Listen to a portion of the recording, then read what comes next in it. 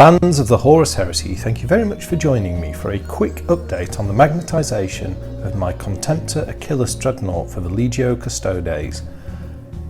So, I'm just picking up from the last video where I magnetised the Dread Spear, and I've completed all the work now on the kit. And so I've resolved the wrist sort of distance separation challenge.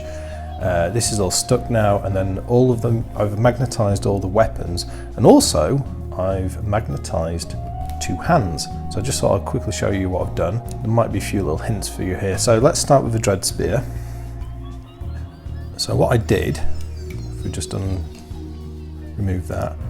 So so if you remember my original video, there's some 2x1 followed by 3x1mm magnets there.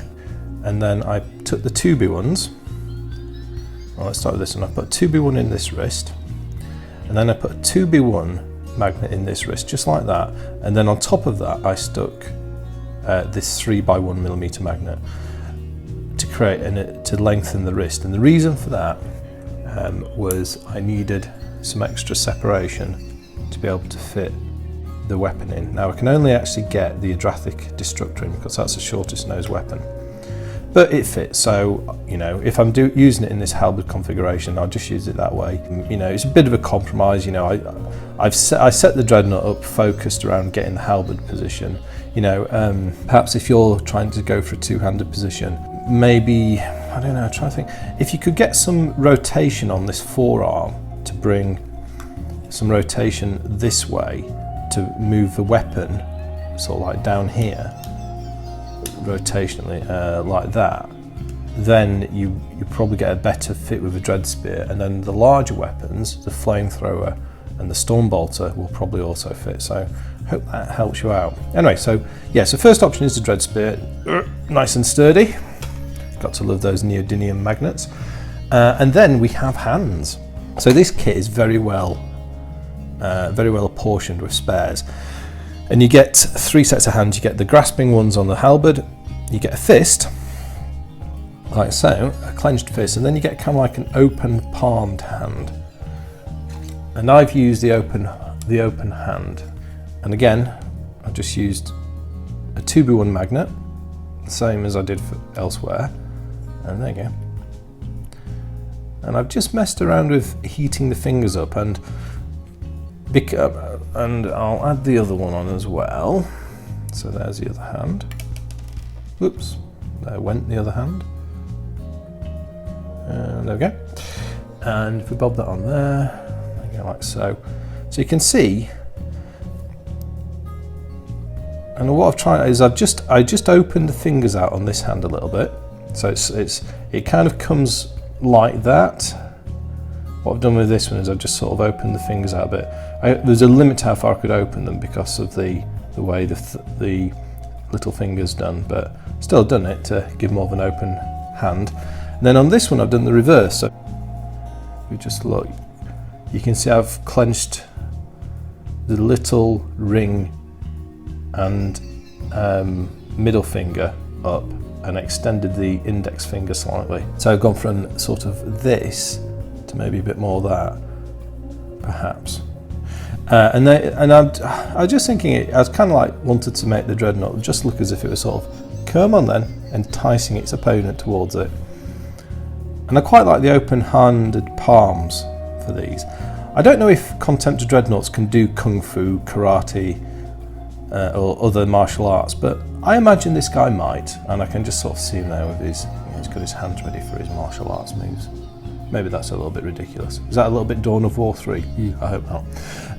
Anyway, so yeah, but it just shows you what you can do with this Dreadnought. I mean, all my effort went on, all my posing went on getting the halberd bit right. Maybe, you know, with a little, you might be able to, and this looks okay with how it's posed. It's not brilliant, it's not the best pose, but it's not a bad one either. You know, it doesn't look terrible.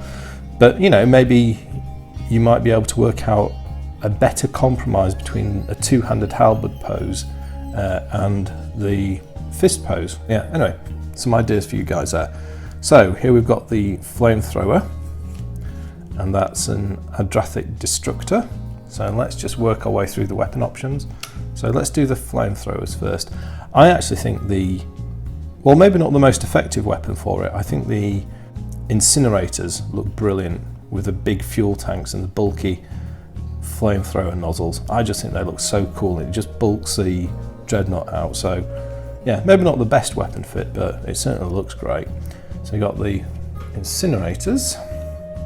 Then we've got the Lastrum Storm Bolters, which is a nice chunky look, yeah. Storm Bolters always look good. And he's got these ammo these really cool ammo hoppers as well.